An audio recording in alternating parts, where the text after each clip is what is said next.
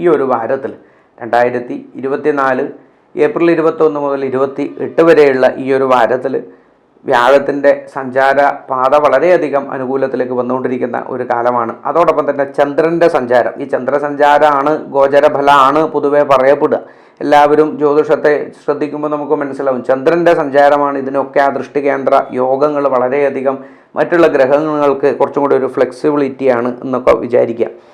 അങ്ങനെയുള്ള ഈ ചന്ദ്രൻ്റെ സഞ്ചാരവും അതോടൊപ്പം തന്നെ സുഹൃതസ്ഥാനത്തേക്കുള്ള ശുക്രൻ്റെ ഒരു വരവും ഒക്കെ വളരെയധികം നല്ലതായിട്ട് നമുക്ക് മനസ്സിലാക്കാൻ സാധിക്കണം. ഈ മേടമാസം വളരെയധികം ശ്രേഷ്ഠത, 3 ഗ്രഹങ്ങൾ വ്യാഴവും ശുക്രനും ആദിത്യനും കൂടി മേടൻ രാശിയിൽ യോഗം ചെയ്യുമ്പോൾ വളരെയധികം യോഗങ്ങൾ നമുക്ക് അവിടെ കാണാൻ വേണ്ടി സാധിക്കും, പരാമർശിക്കും.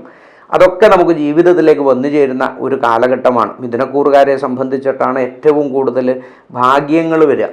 അതിപ്പോൾ പ്രത്യേകിച്ച് മകീരിയാണോ തിരുവാതിര പുണർദം 3 നക്ഷത്രക്കാർക്കും ഇതിൻ്റെ 3 ഫലത്തിലല്ലേ. ഇപ്പം എല്ലാവരും ഒരേ ജോലിയല്ലല്ലോ, ഒരേ കാര്യമല്ലല്ലോ. അപ്പോൾ അതിൻ്റെ ഓരോ ഭാഗങ്ങൾ അതായത് മേഖലകളിൽ പെട്ടിട്ടുള്ള അവനവൻ്റെ ജീവിതത്തിലുള്ള ഉയർച്ചകളാണ് ഇവിടെ പ്രതീക്ഷിക്കേണ്ടത്. അതിനനുസരിച്ച് നന്മയോടുകൂടി മുന്നോട്ട് പോകാൻ വേണ്ടി സാധിക്കണം, പ്രതീക്ഷയോടുകൂടി.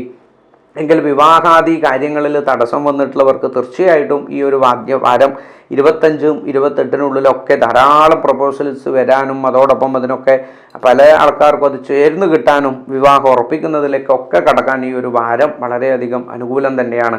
പ്രണയ ജീവിതത്തിലുള്ളവരെ സംബന്ധിച്ചും വളരെയധികം നല്ലതാണ്. ഉപരിപഠനത്തിന് പ്രവേശിക്കുന്നവർ ഈ വാരം അവസാനത്തോടുകൂടി തീർച്ചയായും അവരുടെ ജീവിതത്തിൽ വേണ്ടുന്ന പോസിറ്റീവുകൾ, നല്ല നല്ല ശുഭ കാര്യങ്ങൾ, വെറുതെ ഒരു വിശ്വാസം ഒരു പ്രതീക്ഷയല്ലാതെ കാര്യങ്ങൾ നീങ്ങുന്നതായിട്ട് വിദ്യാർത്ഥികളെ സംബന്ധിച്ചും ഉപരിപഠനം, വിദേശ യാത്ര പോലുള്ള എത്രയോ ആൾക്കാർ ജോലി വിട്ടിട്ട് നാട്ടിൽ വന്ന് തിരിച്ചു പോകാൻ പറ്റുന്നില്ല, ചില ആൾ പോകുന്നില്ല, ജോലി നേരെയാവുന്നില്ല ഒക്കെ പറയും. അവർക്കൊക്കെ ഒരു അനുകൂലപ്പെട്ട കാലഘട്ടമായിട്ട് വരാൻ വേണ്ടി പോവുകയാണ് ഈ മിഥുനക്കൂറുകാരെ സംബന്ധിച്ച്. ഒപ്പം ഏറ്റവും പ്രധാനപ്പെട്ടിട്ടുള്ള സർവ്വ ശുഭകൃതമായിട്ടുള്ളതും സർവ്വ ആഗ്രഹങ്ങളെയും സുഖങ്ങളെയും കൊണ്ടുതരുന്നതായ ശുക്രൻ്റെ ഈ ഒരു 11ാമത്തെ രാശിയിൽ വളരെയധികം ഉള്ള ഒരു ചർച്ചയായിട്ട് നമുക്ക് മനസ്സിലാക്കാം. ഒപ്പം തന്നെ വിദ്യാർത്ഥികളെ സംബന്ധിച്ച് പഠിക്കുന്ന കാര്യത്തിൽ വളരെയധികം അനുകൂലം തന്നെയാണ്. 10ാം ഭാവത്തിലുള്ള ഈ ബുധൻ 11ലേക്ക് വരാൻ വേണ്ടി പോവുകയാണ്. ഇനിയും ഒരു അനുകൂലപ്പെട്ട കാലഘട്ടം തന്നെയാണ്. ഈ ഒരു വർഷം പൊതുവെ നല്ലതായിട്ട് തന്നെ അവർക്ക് ഈ ഒരു വർഷ അവസാനത്തോടു കൂടി ഒരു ബുദ്ധിമുട്ടുണ്ടാവാം. പൊതുവെ വളരെയധികം നല്ലത് തന്നെയാണ് വിദ്യാർത്ഥികളെ സംബന്ധിച്ച് ഈ ഒരു വർഷം. പൊതുവെ ഈ ഒരു വാരം എന്തായാലും വളരെയധികം നല്ലതാണ്. വാഹനാദി വിഷയങ്ങളിൽ കുറച്ച് തടസ്സങ്ങൾ തന്നെയാണ് ഈ ഒരു വാരത്തിൽ നമ്മൾ പ്രതീക്ഷിക്കേണ്ടത്. എങ്കിൽ അടുത്ത ആഴ്ചയോടുകൂടി മെയ് മാസം ആ വ്യാഴത്തിൻ്റെ ഒരു അനുകൂല സ്ഥിതിയോട് കൂടിയിട്ട് നമുക്ക് മനസ്സിലാക്കാൻ സാധിക്കും ആ വാഹനാദി വിഷയങ്ങളിൽ തടസ്സം 2-3 മാസമായിട്ട് ഇങ്ങനെ നിൽക്കുന്നതാണ്. മുഖ്യമായിട്ട് ആ കേതുവിൻ്റെ ഒരു സ്ഥിതിയും ആ ചന്ദ്രൻ്റെ സഞ്ചാരത്തോടു കൂടിയിട്ടാണ് അതിന് കുറച്ചും കൂടി ബലം വരിക. അപ്പോൾ വളരെയധികം പരിശ്രമിച്ചു കഴിഞ്ഞാൽ വാഹന വിഷയങ്ങളിലൊക്കെ നമുക്കൊരു നീക്കുപോക്കും തടസ്സങ്ങളൊക്കെ മാറ്റിക്കൊണ്ടുവരാൻ വേണ്ടി സാധിക്കുന്നതേ ഉള്ളൂ. കർമ്മ മേഖലയിൽ പെട്ടിട്ടുള്ളവർക്കും വളരെ അനുകൂലപ്പെട്ടിട്ടുള്ള കാലം തന്നെയാണ് മിഥുനക്കൂറുകാരെ സംബന്ധിച്ചിട്ട്.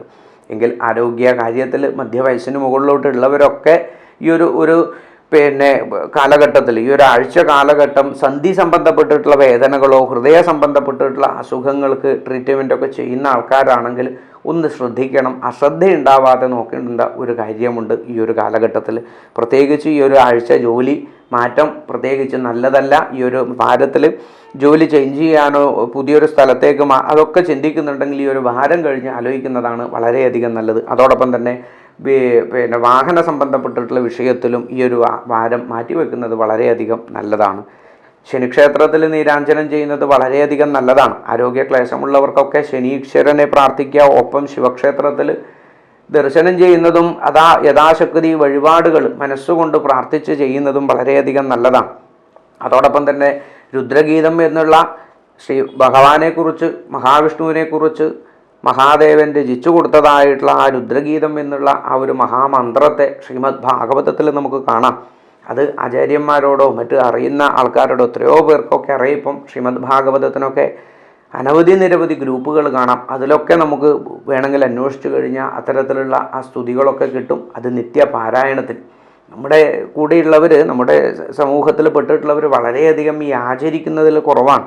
നമുക്ക് ഈ ജ്യോതിഷത്തെ സംബന്ധിച്ചിട്ടുള്ള പ്രവചനങ്ങളുടെയും വിശ്വാസത്തിൻ്റെയും വീഡിയോസിൻ്റെ റേറ്റിംഗ് കണ്ടാൽ തന്നെ മനസ്സിലാവുന്നതാണ്. നമ്മൾക്ക് അതിലാണ് ഏറ്റവും കൂടുതൽ താല്പര്യം. കേട്ട് കഴിഞ്ഞാൽ ഫലം അല്ല, കുറേയൊക്കെ നമ്മൾ തന്നെ ചെയ്യുമ്പോഴതിൻ്റെ മാറ്റം ഉണ്ടാവും. അതോടൊപ്പം തന്നെ ശ്രീമദ് ഭാഗവതം പാരായണം ചെയ്യുക, ലളിതാ സഹസ്രനാമം പാരായണം ചെയ്യുന്നതും ദേവീ മാഹാത്മ്യം പാരായണം ചെയ്യുന്നതും സൗന്ദര്യ ലഹരി പാരായണം ചെയ്യുന്നതൊക്കെ വളരെയധികം നല്ലതാണ്. മിഥുനക്കൂറുകാരെ സംബന്ധിച്ച് നല്ലതുപോലെ മുന്നോട്ട് പോകാൻ വേണ്ടി സാധിക്കും. എല്ലാവർക്കും ഈശ്വരാനുഗ്രഹം ഉണ്ടാവട്ടെ. വീഡിയോ ഇഷ്ടമായിട്ടുണ്ടെങ്കിൽ സബ്സ്ക്രൈബ് ചെയ്യുക, ലൈക്ക് ചെയ്യുക, മറ്റുള്ളവരിലേക്ക് എത്തിക്കുക. നന്ദി, നമസ്കാരം.